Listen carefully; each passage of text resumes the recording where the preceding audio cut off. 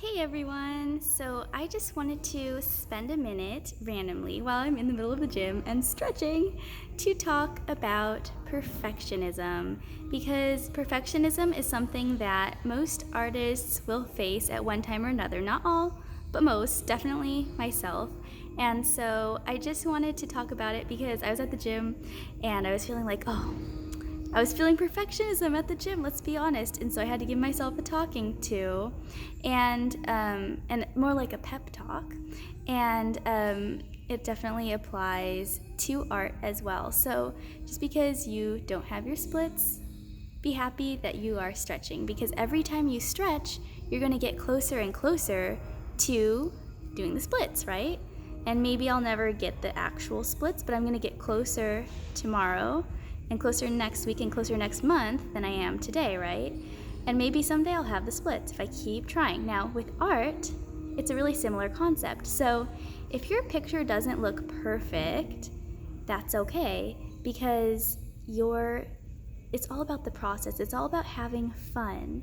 And every time you draw, you're going to be doing better and better. And then maybe sometimes you'll have a picture that doesn't turn out, but that's okay, because this process still helps you. Like if I have a day where my muscles are a little bit tight, but I stretch anyways, maybe I'm not actually as close to the splits as I was the last time, but stretching is still helping me. Of course, you gotta be careful with the splits.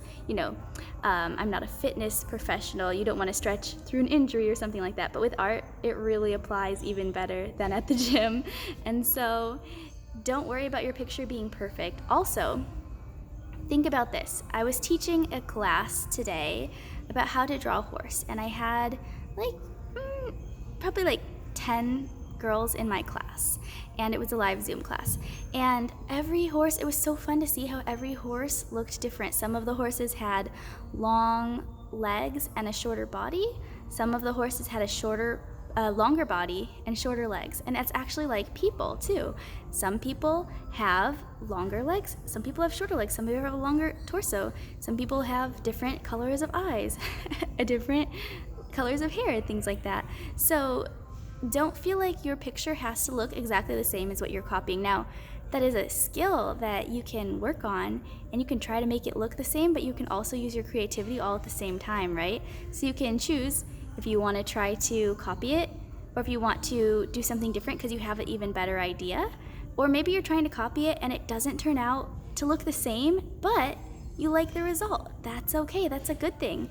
So even when you're copying it and trying to make it look realistic, it's always nice if you can add at least one, even if it's one tiny thing, to make it your own. Let's say, for example, you're drawing an apple and you're copying and you're following all the steps in the video.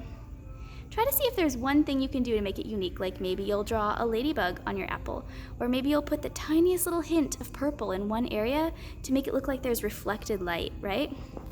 So it's so cool if you can do that, but there's nothing wrong with copying it either, because that will still give you the creative skills you need and will still be improving your creativity. So either way, you're improving your creativity. And just keep in mind, when your picture turns out amazing, you're improving your creativity. And when your picture turns out not how you were hoping, you're still improving your creativity and your drawing skills.